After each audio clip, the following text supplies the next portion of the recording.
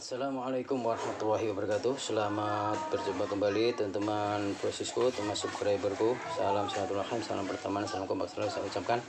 Oke, untuk share kali ini atau video kali ini saya akan membahas membuat tarikan vario 150 ini lebih gesit, lebih ringan, lebih responsif tentunya.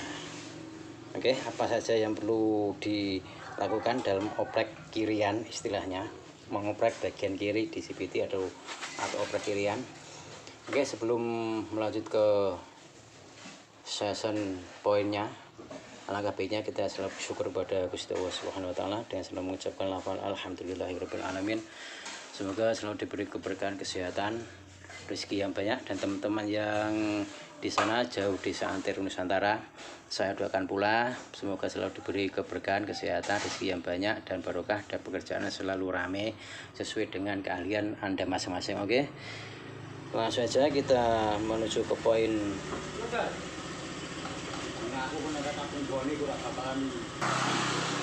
Langsung saja kita menuju ke poin inti, bagaimana cara membuat motor vario 150 ini khususnya, tapi umumnya bisa dilakukan ke semua motor matic. Apa saja yang harus kita lakukan pengubahan atau perubahan? Tentunya di bagian kiri CVT atau kirian ini ada perubahan sedikit,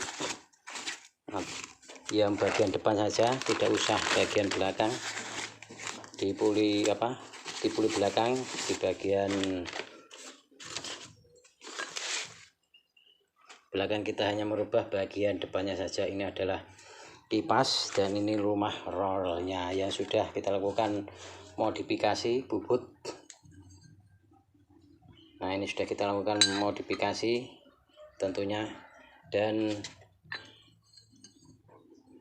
berapa ukur sudut yang disarankan atau tidak melebihi dari batas ketentuan yang distandarkan. Oke, untuk sudut kemiringan ini teman-teman harus bawa ke tukang bubut. Untuk merubahnya adalah dengan melakukan perubahan sudut.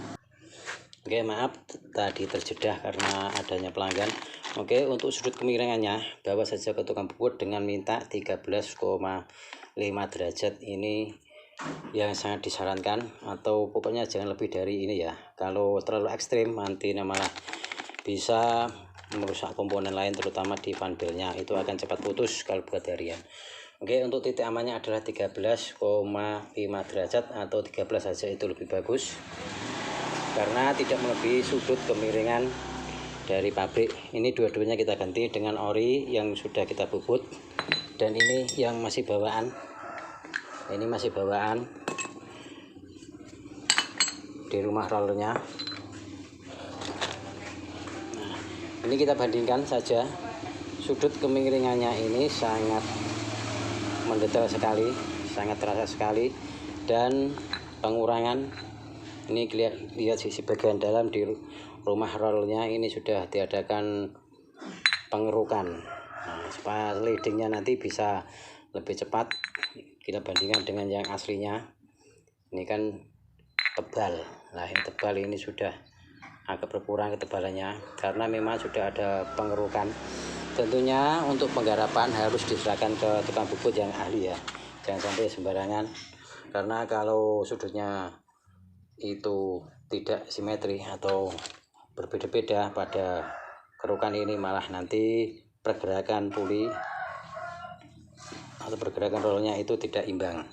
Itu adalah perubahannya, dan kipasnya juga ini kita lakukan pemapasan, ukurannya juga sama 13,5, jadi sama ukurannya. Oke, itu untuk yang bagian belakang, CVT bagian belakang itu adalah melakukan perubahan ini saja. Untuk yang depan ini perubahannya hanya segini saja, merubah sudutnya saja. Untuk penggantiannya gunakanlah yang ori, kemudian kita bubut. Jadi memang kita harus beli, kalau tidak mau beli ya gunakan aslinya, kita lakukan pembubutan saja. Teman-teman bisa lakukan pembubutan. Oke, ini untuk bagian belakang. Kemudian bagian depan maksudnya. Kemudian untuk rollnya kita oplos dengan menggunakan beban atau berat roll yang berukuran 13. Ini ukurannya ada 13, sedangkan yang varian asli itu bawaan adalah 15 gram. Jadi kita oplos dengan ukuran 13 gram saja. Ini 3, yang asli 3, nanti kita akan pasang. Oke, itu untuk bagian depan, kiri yang depan. Kemudian yang belakang, nah ini bagian belakang ini harus juga diperhatikan dengan seksama. Untuk teman-teman, pada kampasnya jarak antara kampas dan mangkok ini jangan terlalu lebar atau berlebihan. Begini kan space-nya terlalu, jarak space kampas dengan mangkok itu terlalu lebar. Jadi harus dilakukan, usahakan untuk melakukan pemepetan atau pengganjalan sehingga jarak kampas dan puli atau mangkok puli ini tidak terlalu jauh. Jadi pada saat ada gaya sentrifugal atau putaran mesin, kampas akan cepat menyentuh karena jarak yang tidak terlalu lebar. Nah, makanya harus dilakukan pengganjalan. Nah, untuk syarat pengganjalan, saya sarankan jangan gunakan karet atau selang. Nah, itu malah tidak bisa bertahan lama, tapi gunakanlah dengan plat aluminium atau plat aluminium dari plat nomor itu bisa kita gunakan karena plat itu sendiri tidak akan cepat aus dan bisa tahan lama. Nanti caranya kita bisa ulas. Oke, langsung saja kita akan melakukan pengganjalan. Karena untuk bagian depan sudah kita terangkan tadi, sudutnya 13,5 derajat dan rollnya kita oplos dengan ukuran 13 gram karena bawaan standar adalah 15 gram. Oke, langsung saja kita melakukan pengganjalan. Bagaimana caranya? Oke, lanjut teman-teman. Untuk bagian pengganjalan gunakanlah dari plat aluminium. Kalau dari selang atau karet itu usianya tidak panjang karena karet sifatnya adalah melepes istilahnya atau berkerut. Ini kita potong 3 dengan ukuran menyesuaikan dari kampas teman-teman itu sendiri, karena pasti kampas itu berbeda-beda ketebalannya. Jadi saya potong segini, pokoknya disesuaikan sajalah, jangan terlalu mepet ke mangkokan. Ini kita tekuk begini untuk caranya. Nah, perlu diperhatikan kalau di bagian kampas terlalu renggang, efeknya satu glegel juga bisa, karena kampas akan mencapai permukaan mangkok itu terlalu lama, jadi efeknya adalah glegel.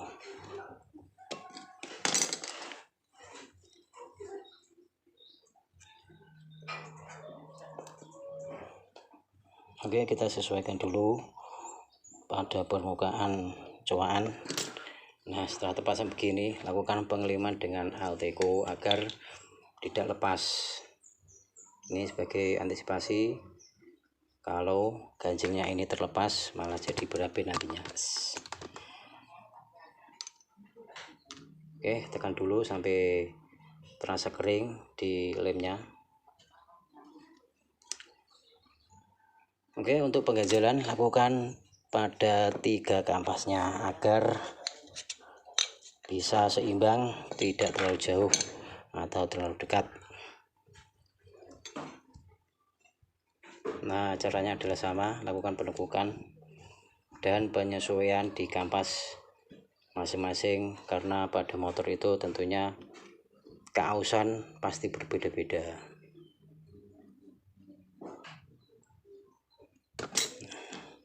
Lem lagi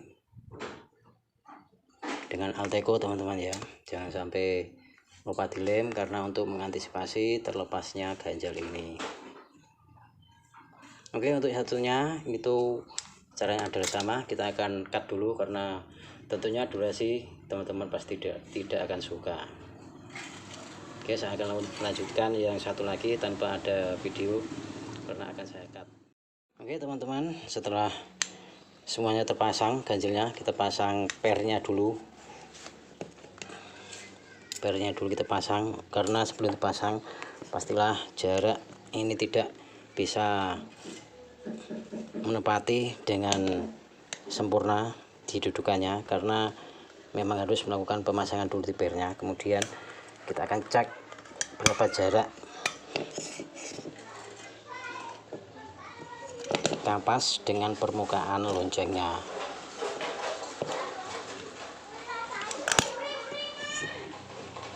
Pasang dulu tiga-tiganya. Oke, selesai. Kita akan coba cek setelah itu. Nah, ini di jarak pada jarak kampas dan lonceng itu tidak terlalu jauh seperti sebelum kita melakukan pengganjalan tadi. Makanya itu harus diperlukan karena untuk menghindari ngeregel dan pergerakan lebih responsif karena jaraknya tidak terlalu jauh. Oke, untuk bagian belakang sudah selesai. Nanti kita akan pasang bagian depan.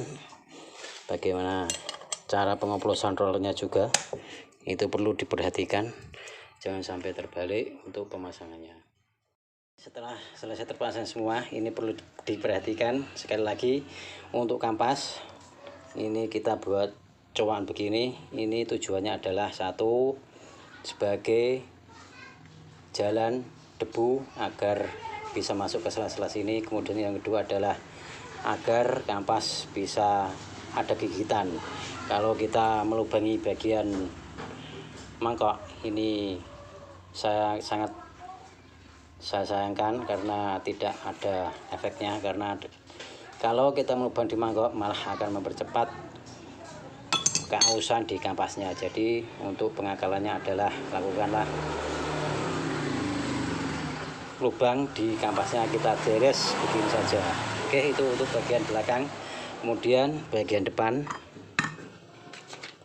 ini tadi kan sudah lakukan penggantian di rumah rollnya dan kipasnya. Ini satu pasang full, ukurannya adalah tadi 13,5 derajat, itu tidak terlalu ekstrim. Untuk 14 saya tidak mensarankan karena sudut kemiringannya itu malah terlalu ekstrim dan cepat membuat putus di fan bearnya. Oke, untuk rollnya ini saya akan oplos dengan ukuran 13 gram dan 15 gram dari bawaan motornya itu sendiri. Untuk pemasangan roll jangan sampai terbalik-balik atau keliru ya.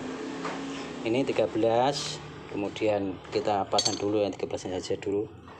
13 dan 13. Jadi pemasangan itu begini.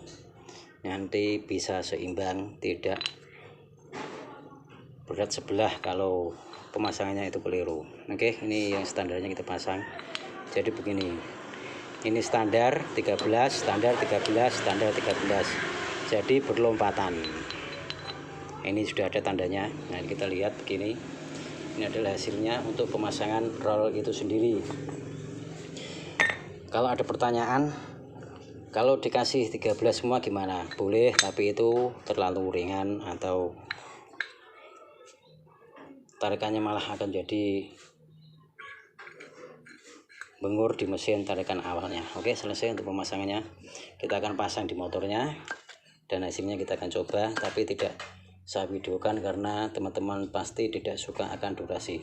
Pokoknya hasilnya itu bisa dijamin lebih bagus dari bawaan standarnya. Oke, saya akan pasang dulu dan saya akhiri untuk video kali ini karena tentunya untuk pemasangan pasti teman-teman tidak asing lagi, untuk pemasangan lebih mudah. Oke, terima kasih saya ucapkan dan saya akhiri untuk share kali ini dengan lafal Assalamualaikum warahmatullahi wabarakatuh. Salam kopi hitam dari saya dan semoga bermanfaat bagi teman-teman yang ingin motornya lebih ringan, responsif dan agresif.